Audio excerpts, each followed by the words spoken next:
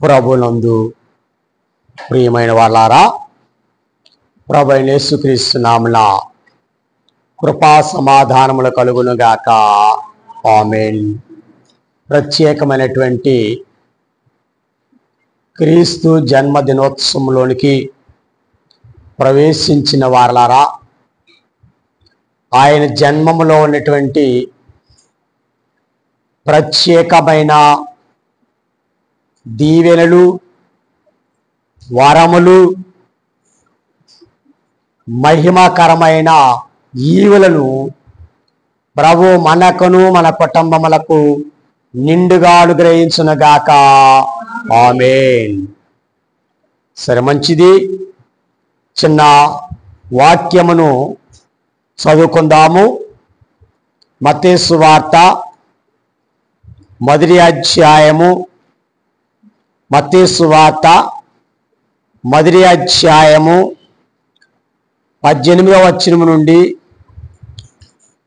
22వ వచనం వరకు చదువుకుందాము. మత్తయి సువార్త మొదటి అధ్యాయము 18వ వచనం నుండి 22వ వచనం వరకు చదువుకుందాము. యేసుక్రీస్తు జన్మ విధానం ఎట్లనగా, ఆయన తల్లి అయిన మరియా యేసేపును ప్రదానము చేయబడిన తర్వాత వారు ఏకము కాకమునుపు ఆమె పరిశుద్ధాత్మ వలన గర్భవతిగా ఉండెను. ఆమె భర్త అయిన యేసేపు నీతిమంతుడయ్యుండి ఆమెను అవమానపరచునల్లక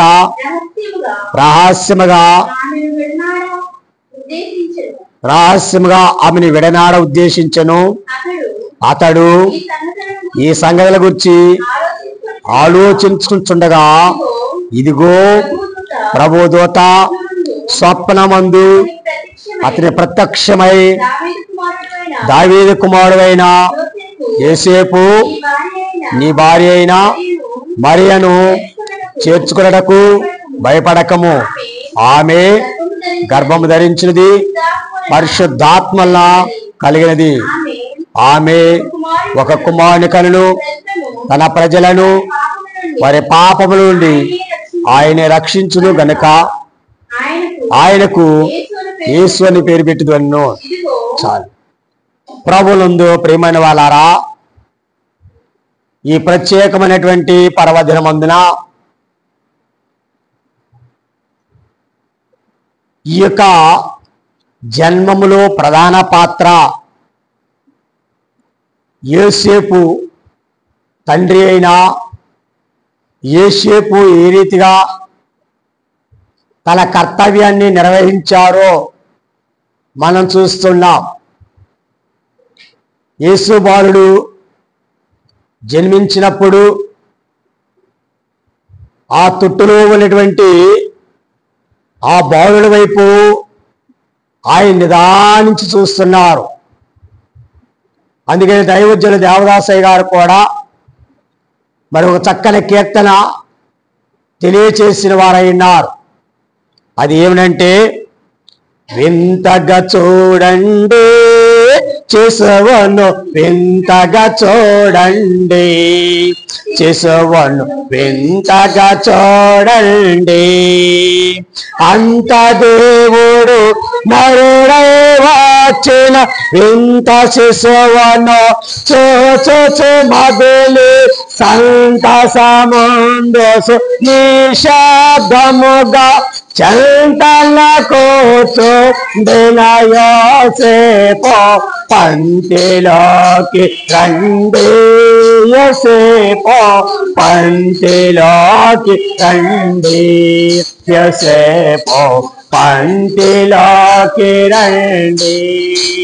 కనుక ఇక్కడ మనం చూసినట్లయితే వింతగా చూస్తున్నాడు యోసేపు. ఎందుకంటే ఆయనకు అర్థం కావట్లేదు. ఎందుకు అర్థం కావట్లేదు?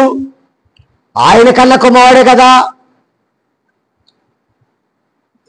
కనుక బహిరంగానికి యోసేపు కుమారుడని పేరు పొందారు. కానీ ఈయన పేరుకి యోసేపు కుమారుడే. కానీ ఇక్కడ తొట్టులో చూస్తే ఆయన ఒక వింతగా కనబడుతున్నారు. ఏది వింత అర్థం కావట్లేదు. ఏంటి అసలు ఈయనేంటి అంత గొప్ప దేవుడు? నేను ఆదివారం నేర్చుకున్నా.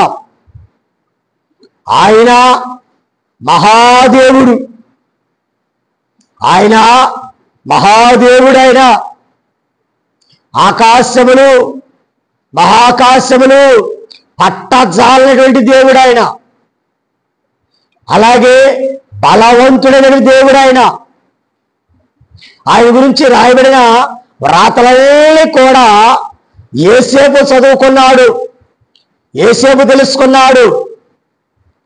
మరి గాబ్రియేలు దూత కూడా ఈ శిశువుని గురించి తెలియజేశారు. ఏమని మనం చదువుకున్న వాక్యంలో కూడా మనం చూస్తే, యోసేపుకు ప్రధానము చెందిన తర్వాత వారు ఏకము కాకమునుపు ఆమె పరిశుద్ధాత్మల గర్భవతిగా ఉండెను. మరియమ్మ పరిశుద్ధాత్మ వల్ల గర్భవతిగా ఉన్నారు. కానీ ఆ సంగతి యోసేపు ఎద్దకు వచ్చి ఆ గాబ్రియేలు దూత లేక దేవదూత తెలియజేస్తున్నారు. యోసేపు, ఇదిగో నీ భార్య గర్భవతిగా ఉంది, పరిశుద్ధాత్మ వల్ల గర్భం ధరించింది కనుక పుట్టబో శిశువు గొప్పవాడు. మరియమ్మకి చెప్పారు, యోసేపు చెప్పారు. కానీ యోసేపు దగ్గర చెప్పినప్పుడు ఎలా చెబుతున్నారంటే, ఆయనే వారి పాపముల నుండి రక్షించిన గనక ఆయనకు యేసు అని పేరు పెడుదురు. కానీ యోసేపుకి ఏమని చెబుతున్నారు? అందరి యొక్క పాపముల నుండి రక్షించగలిగిన రక్షకుడు. యూదులైన వారే ఎవరి కోసం ఎదురు చూస్తున్నారు? మెస్సయా అనగా, మెస్సయా అనగా రక్షకుడు. వారు అప్పటికి 450 సంవత్సరాలు శ్రమలో ఉన్నారు, చీకటిలో ఉన్నారు. అందుకని వారికి, చీకటిలో ఉన్న వారికి వెలుగు కావాలి. మీరు రాకముందు ఒక కొద్ది నిమిషాలు కరెంటు పోయింది. అన్ని కార్యక్రమాలు 11 గంటలు అయ్యింది. ఎవరు రాలేదు కదా 11 గంటలకి. కరెక్ట్గా 11 గంటలకి కరెంటు పోయింది. అంతా చీకటి. ఎలాగ వస్తారు? ఎలాగైనా ఈ రోజున కార్యక్రమం జరిగించుకుంటారు? చీకటిలో చేసుకోలేరు. ఎన్ని క్యాండిల్ అని వెలిగించుకుంటాం? అన్ని క్యాండిల్స్ అన్ని రెడీ చేసి పెట్టుకున్నాం. క్యాండిల్స్ అన్ని రెడీగా ఉండయి. కానీ ఎంత క్యాండిల్స్ వేసుకున్నా కానీ మరి సరిగ్గా మనము కార్యక్రమం జరిగించుకోలేము. కానీ ఇలాగిన మీరు వచ్చే ముందు కరెంట్ వచ్చింది కనుక చీకటిలో ఉన్నవారు ఏం కోరుకుంటారు? వెలుగును కోరుకుంటారు. కష్టాల్లో ఉన్నవారు ఏం కోరుకుంటారు? కష్టాలు తీరాలని కోరుకుంటారు. జబ్బుతో ఉన్నవారు ఏం కోరుకుంటారు? నయమైపోవాలని కోరుకుంటారు. అప్పుల్లో ఉన్నవారు ఏం కోరుకుంటారు? అప్పులు తీరాలని కోరుకుంటారు. అంతే కదండి. అలాగే ఇక్కడ కూడా మరి యూదులైన వారు కూడా, లేక ఆయన సంబంధించిన జనులైన వారందరూ కూడా మెస్సియా ఎప్పుడు వస్తాడు, మెస్సియా వచ్చేప్పుడు మా కష్టాలు తీరుతాయి అని ఎదురు చూస్తున్నారు ఆశతో. ఇలాంటి మరి ఎదురు చూచే కాలంలో ఈ యోసేపుకి చెప్పారు దూతగారు ఏమని? ఆయనే వారి పాపముల నుండి రక్షించిన గనక ఆయనకి యేసు అని పేరు పెడుతుంది. అని ఇప్పుడు మీరు ఎవరి కోసం ఎదురు చూస్తున్నారు? ఈయనే వారి పాపముల నుండి రక్షిస్తాడు. కానీ ఆయన పుడుతున్నాడు అని యోసేపు గారు చెప్పారు. కందిచేత దేవదూత చెప్పిన మాట యోసేపు ఆలకించారు, విన్నారు. కానీ ఈయన రక్షకుడే కాదు. మరి యెషయా గ్రంథము 7వ అధ్యాయం 14వ వచనంలో ఏముంటది? ఇదిగో కన్యక గర్భవతి కుమారుడు కనును, అతనికి ఇమ్మానుయేలు అని పేరు పెట్టబడును. కానీ ఇది కూడా ఉన్నది, మెస్సియా అనగా రక్షకుడు, ఇమ్మానుయేలు అనగా దేవుడు మనకు తోడు. మరి ఈ చీకటి కాలములో, ఈ చీకటి బ్రతుకులలో మాకెవరు తోడు? మాకెవరండి తోడు? ఓ రోజండి ఒక భక్తుడంట, దేవదాసయ్య గారి కాలంలో ఒక భక్తుడు మరి కారు చీకటిలో, కారు అడవులలో బయలుదేరి వెళ్తా ఉన్నాడంట. కటిక చీకటి, గాఢాంధకారంగా ఉంది. మరి ఎటు వెళ్ళాలో తెలియని పరిస్థితిలో ఉన్నది. కనుక అలాంటి సమయంలో ఎటు చూచిన చీకటి, అడవి, అలాంటి పరిస్థితిలో ఆయనంట ఏమి చేయాలో అర్థం కాక ఆయన మరి దేవదాసయ్య రచించిన కీర్తనలో కీర్తుంది, నీవే యని నమ్మిక యేసు నాకో, నీవే యని నమ్మిక, నీవే మార్గము, నీవే సత్యము, నీవే జీవము, నీవే సర్వము,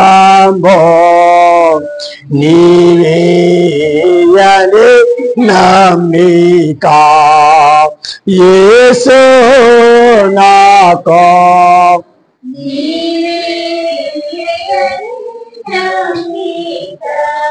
అలాగున మరి ఆయన పాడుకుంటూ అప్పుడు ఒక గొప్ప వెలుగు ఆయన ముందు కనబడిందంట.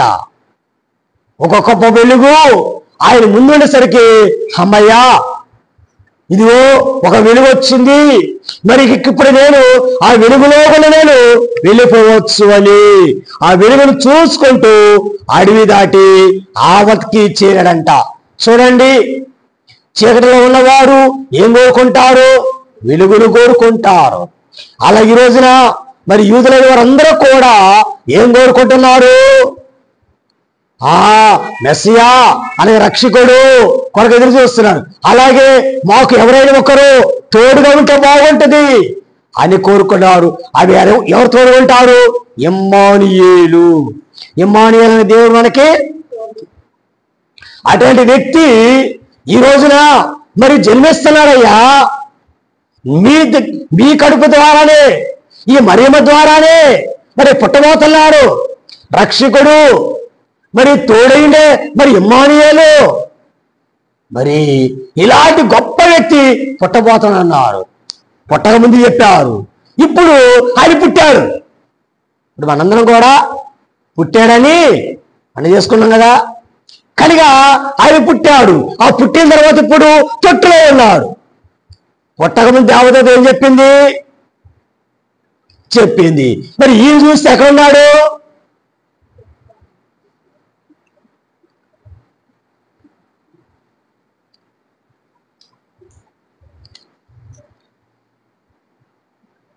ఈయన చూస్తే ఎక్కడ ఉన్నాడండి?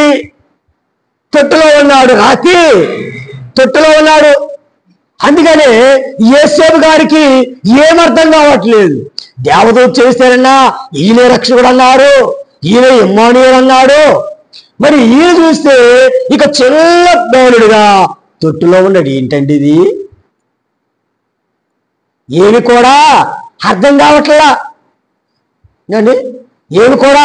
అందుకని వింతగా చూడండి శిశువును, వింతగా చూడండి. అంత దేవుడు నరుడై వచ్చాను. ఎంత దేవుడు? అంత గొప్ప దేవుడు నరుడుగా శిశువుగా వచ్చాడు.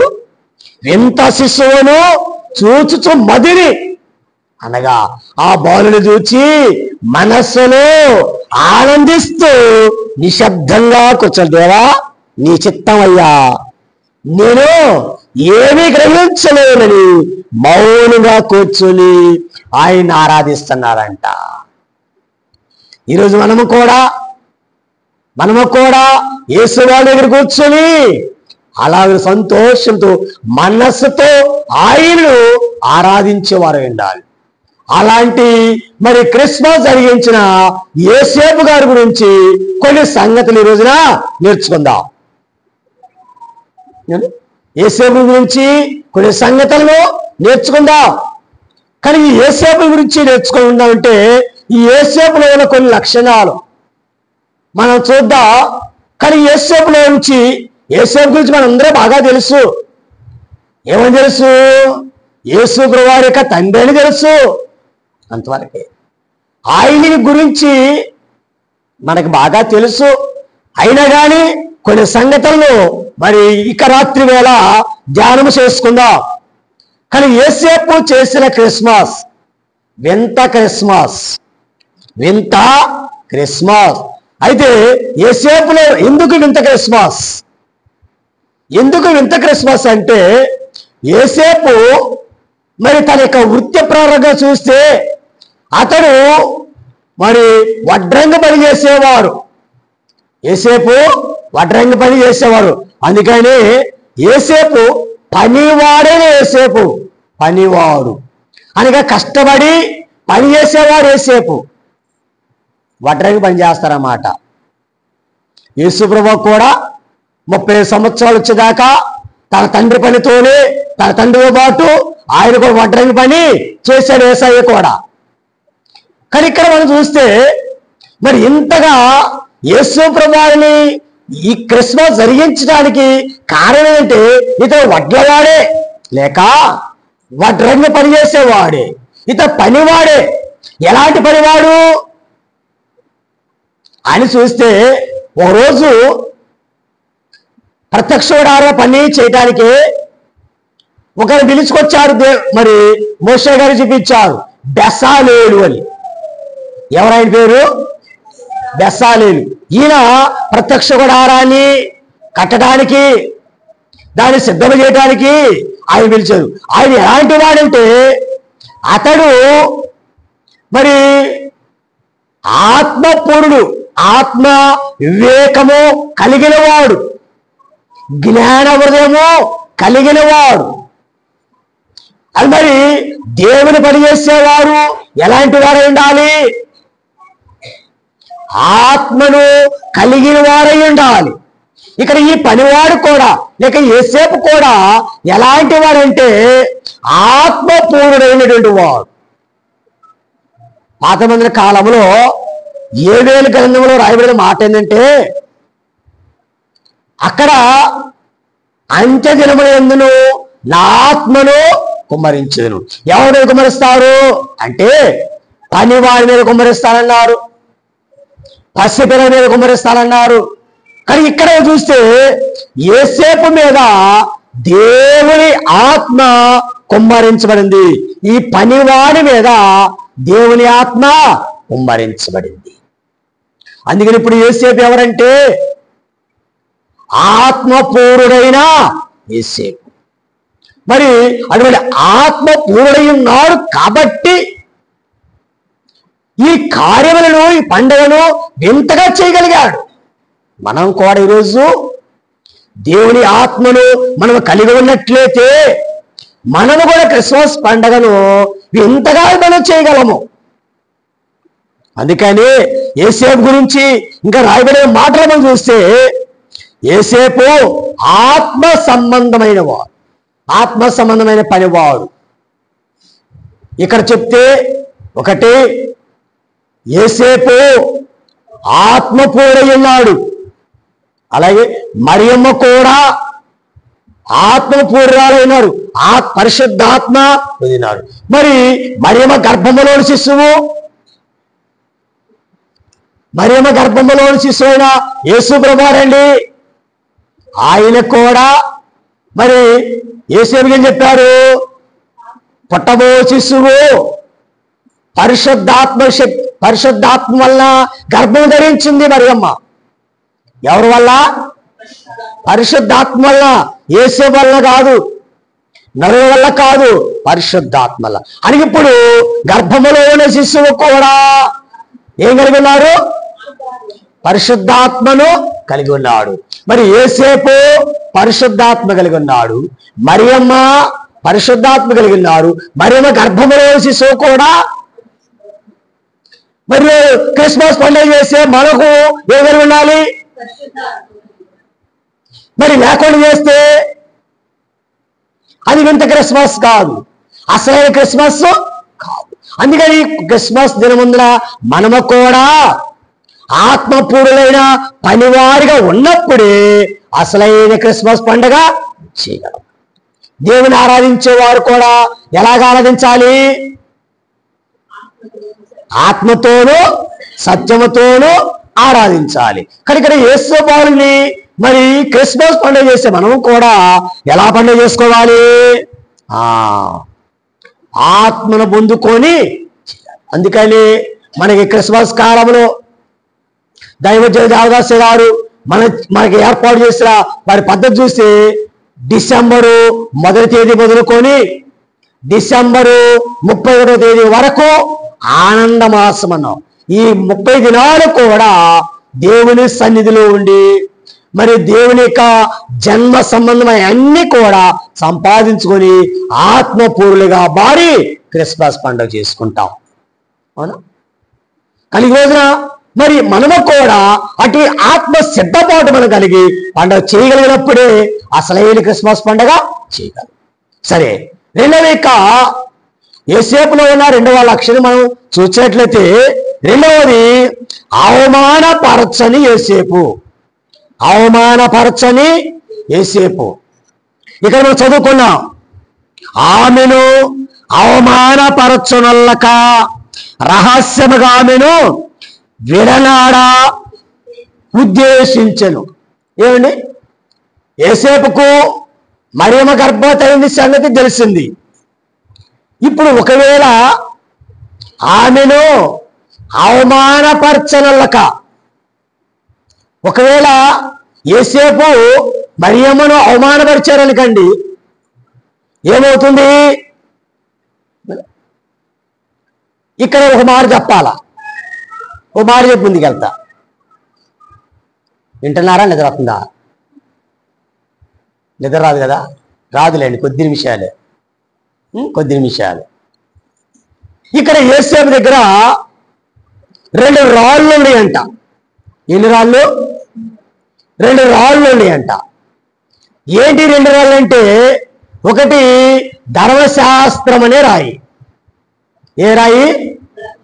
ధర్మశాస్త్రం అనే రాయి. మరో ప్రక్కన కృపాశాస్త్రం అనే రాయి. ధర్మశాస్త్రం అనే రాయి ఒక ప్రక్కన ఉందంట, కృపాశాస్త్రం అనే రాయి మరో ప్రక్కన ఉందంట యేసేపు దగ్గర.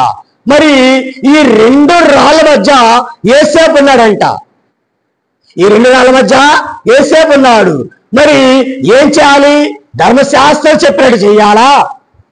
కృపాశాస్త్రం చెప్పినట్టు చెయ్యాలా? వీరు యూదులు కాబట్టి ధర్మశాస్త్రం పాటిస్తారు. ధర్మశాస్త్రం ప్రకారము మరియమ్మను ఏం చేయాలి? విడిచిపెట్టేసేయాలి. మరియమ్మని విడిచిపెట్టాలి. మరలా ఇంకేం చేయాలి? ఈయన కూడా ఆమె మీద రాళ్ళు వేసి ఆమె చంపేసేయాలి. ఏమండి? పాపం చేసిన వారిని రాళ్లతో కొట్టి చంపేసేయాలి. ఒక చిన్న మాట మీకు గుర్తు చేస్తా. ఒకరోజు ఒక స్త్రీ పాపం చేస్తూ పట్టబడిపోయింది. మరి అప్పుడున్న పెద్దలందరూ కూడా రాళ్ళు తీసుకొని ఆమె తరుముకుంటూ వచ్చారు. అక్కడ యేసుప్రభువు వారు నిలబడ్డారు. యేసుప్రభువు వారి దగ్గర వచ్చింది ఆ స్త్రీ. యేసుప్రభువు వారు నిలబడ్డారు. ఒక ప్రక్కన పెద్దలు వచ్చారు, రాళ్ళు తీసుకొచ్చారు. ఇప్పుడు రాళ్ళు తీసుకొచ్చిన వారు అంటున్నారు, ఇదిగో ఈమె పాపం చేయబడింది, మా ధర్మశాస్త్ర ప్రకారము రాళ్ళతో కొట్టి ఈమె చంపాలి అని వీరు అంటున్నారు. మరి యేసు ప్రకారంగా నేల మీద రాశాడంటే ఏంటో, నేల మీద రాశాడంట. నేల మీద రాసిన తర్వాత నువ్వు వాడుతూ ఉన్నాడట, మీలో పాపము లేని వాడెవడు మొదట రాయేయండి అన్నాడంట. ఇప్పుడు ధర్మశాస్త్రం ఏమంటుంది? రాళ్ళతో కొట్టి చంపమంటుంది. ఇప్పుడు కృపాశాస్త్రమైన యేసేమన్నాడు? పాపము లేని వాడు మొదలు రాయేయండి అంటున్నాడు. అంటే ఇప్పుడు ఆ ధర్మశాస్త్రం పాటించేవారు అందరూ కూడా వారిలో కూడా లోపాలు ఉన్నాయి కాబట్టి ఎవరు కూడా ఆ మీద రాయా ఇలా ఆ మీద రాయా వేయలేదు. అందరూ రాళ్ళు కింద పడేసేసి వారందరికి వాడు వెళ్ళిపోయారు. ఇప్పుడు యేసుప్రభువు వారు ఏమన్నారు? అమ్మా, నిన్నెవరూ శిక్షించలేరా? నేను నిన్ను శిక్షించను, సమాధానం చెల్లిపోమ్మా. కనుక కృపాశాస్త్రం అన్నా క్షమించమనుంది, ధర్మశాస్త్రం అన్నా కొట్టమనుంది. ఇప్పుడు యేసేపు వారి దగ్గర కూడా ఏముంది? కృపాశాస్త్రం ఉంది, ధర్మశాస్త్రం. ధర్మశాస్త్రం ఏమంటుంది?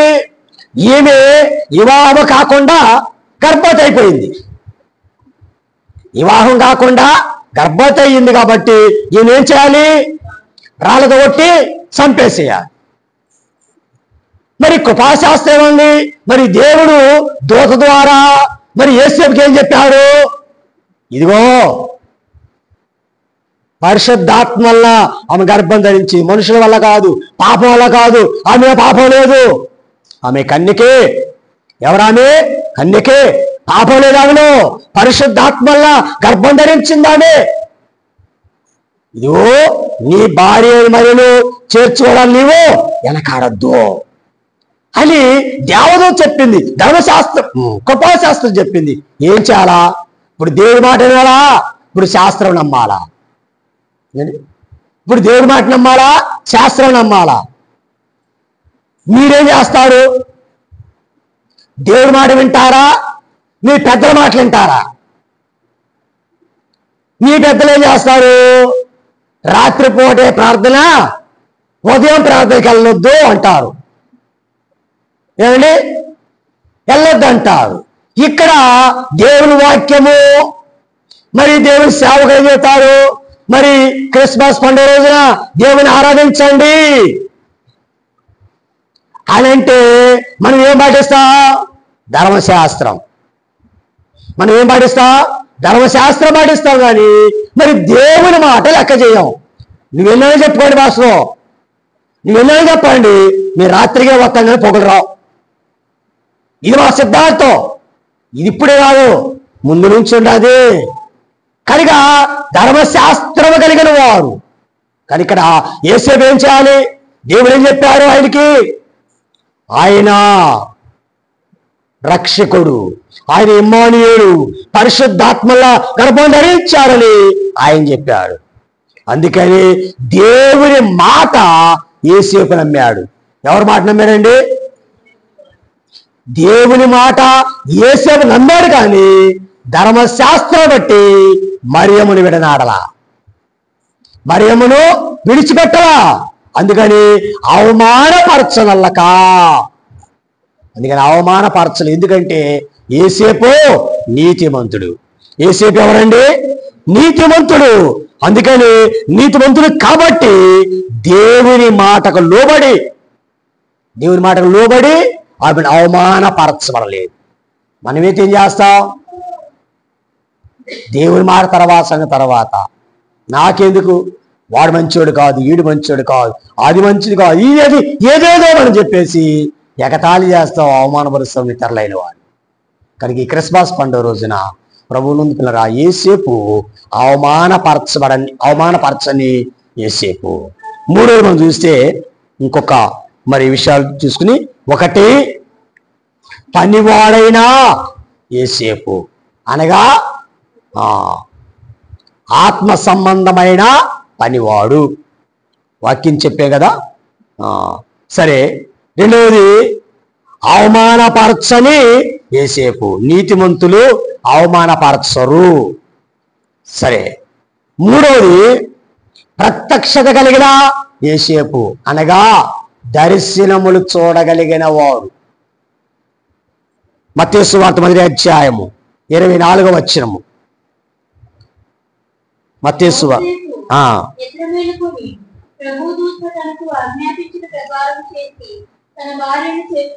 చాలు. కనుక మనం చూస్తే యోసేపుకి 3 సార్లు దేవుని దర్శనము వచ్చింది. ఎన్నిసార్లు అండి? 3 సార్లు దర్శనం వచ్చింది. అనగా ప్రత్యక్షత, దేవుడు ప్రత్యక్షమయ్యాడు యోసేపుకి. ఈ రాత్రి క్రిస్మస్ కాలంలో మరి దేవుడు మనందరూ కూడా ప్రత్యక్షం అవ్వాలి. మరి జన్మించిన యేసయ్యని మనం చూడాలి. కనుక ఒకసారి మరియమ్మ విషయంలో ఒక ప్రత్యక్షత, అనగా దర్శనం. అలాగనే హేరోదు రాజు గారు ఒక రోజు ఈ శిశువుని సంపాలన చూస్తున్నారు. అప్పుడు మరి దేవుడు ప్రత్యక్షానికి వచ్చి ఏమన్నారు? ఇదిగో మరి హేరోదు రాజే పిల్లోడిని సంపాలనుకున్నాడు, కాబట్టి ఇక్కడ నుంచి మీరు బెత్లెహేము నుండి నజరేతుకు మీరు వెళ్ళండి అన్నారు. తర్వాత నజరేతుకు వెళ్ళిన తర్వాత అక్కడ శత్రువులైన వారే ఆ యేసుమారుడిని సంపాలనుకున్నారు. 3వ శత్రువులు. అప్పుడు మరి దేవుడు ఏమన్నంటే, ఇక్కడ నుండి ఐగుప్తు తీసుకుని వెళ్ళిపో, ఈ కుమారుడిని ఐగుప్తు తీసుకొని 3 సార్లు ప్రత్యక్షత చూచినవాడు యోసేపు. అనగా దానియేలు కూడా దర్శనాలు చూచినవాడు. దేవదాసయ్య గారు అన్నారు మరి క్రిస్మస్ కాలంలో దర్శన క్రిస్మస్, యోసేపుది దర్శన క్రిస్మస్. అనగా ప్రత్యక్షతలు మరి చూచుట, అలాగే దర్శించే క్రిస్మస్. గొర్రెల కాపరులైన వారే వచ్చి యేసుబాలుని దర్శించి క్రిస్మస్ చేసుకున్నారు. కానీ ఈరోజు మన క్రిస్మస్ ఎలాంటిది? దర్శనాల క్రిస్మసా, దర్శించిన క్రిస్మసా, పిండి వంటల క్రిస్మసా? ఏంటి? అలాగే వెళ్ళాలి, ఇప్పటి నుంచి వెళ్ళాలి, మసాలా పట్టుకోవాలి, కూరలు వండాలా, వాళ్ళు నేను వెళ్ళాలి, వంట పిచ్చి పిచ్చి అంటే.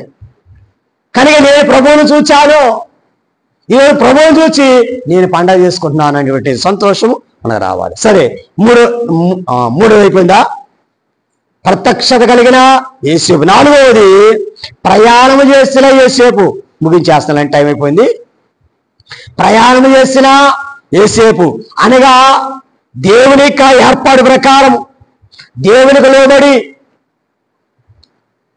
2వ అధ్యాయం లూకాసు సువార్త 2వ అధ్యాయము 3వ వచనం నుండి 5వ వచనం వరకు చూస్తే మరి ప్రజా సంఖ్య రాసే కాలం వచ్చింది. అప్పుడు మరియమ్మను తీసుకొని యోసేపు బెత్లెహేము వరకు కూడా వెళ్ళారు. అనగా ప్రయాణము చేశారు. అనగా దేవుని మాటకు లోబడ్డాడు ఆయన. ఎవరి మాటకండి? దేవుని మాటకు లోబడ్డాడు. అబ్రహాముతో చెప్పాడు యేసయ్య దేవుడు, అబ్రహామా నేను చూపించే దేశానికి వెళ్ళమన్నాడు. కానీ వెళ్ళాడా లేదా? వెళ్ళాడు. అలాగే యేసేపు కూడా ఇదిగో నీవు మరి అక్కడికి వెళ్ళిపోయి అక్కడ జలాబలకలు రాసుకోమన్నారు. వెళ్ళిపోయారు. అక్కడ దేవుడు ఏం చెప్పాడో దాని ప్రకారం యేసేపు జరిగించాడు. అలా ప్రయాణము చేశాడు. అలా ఈరోజు మన ప్రయాణాలు కూడా ఎటువంటి ప్రయాణం అయి ఉండాలి? దేవుని మాటకు లోబడి ప్రయాణం చేసేవారుగా ఉండాలి. అలాగనే మరి ఎక్కువ చెప్పట్లే కానీ ఇంకో 2 ఒకటి ఉంది, ముగించేస్తున్నా. మరొకటి ప్రతిష్ఠించిన యేసేపు, కుమారుడిని దేవాలయములో ప్రతిష్ఠించిన. లూకాసు సువార్త 2వ అధ్యాయము 22, 23 వచనాలు మనం చూద్దాం. చదవద్దులండి, ముగించేస్తున్నాను, ఆ సమయం అయిపోతుంది. కనుక కుమారుని ప్రతిష్ఠించాడు. అలాగనే తర్వాత చూస్తే అనగా దైవ పరిచర్య కొరకు ప్రతిష్ఠించుట అని అహరోను తన కుమారులైన వారిని దేవుని సేవ కొరకు ప్రతిష్ఠించాడు. అలాగే మనం కూడా మన జీవితాలను దేవుని ప్రతిష్ఠించుకోవాలి. మన బిడ్డలను కూడా దేవునికి ప్రతిష్ఠించేవారుగా ఉండాలి. తర్వాత దైవ చిత్తము నెరవేర్చిన యేసేపు, దేవుని చిత్తమును అన్ని కూడా మరి దేవుడు ఏం చెప్పాడో దాని ప్రకారము జరిగించిన వాడైనాడు. అలాగనే నీతివంతుడైన యోసేపు లేక మాదిరి కలిగిన యోసేపు అనగా దేవునికి మాదిరి కలిగి ఆయన మరిక పండుగను జరిగించిన వాడైనాడు. ప్రభువు నుండి ప్రేమైన వాళ్ళరా, మరి యోసేపు ఈ రీతిగా మరి తన యొక్క వింత క్రిస్మస్ను జరిగించాడు.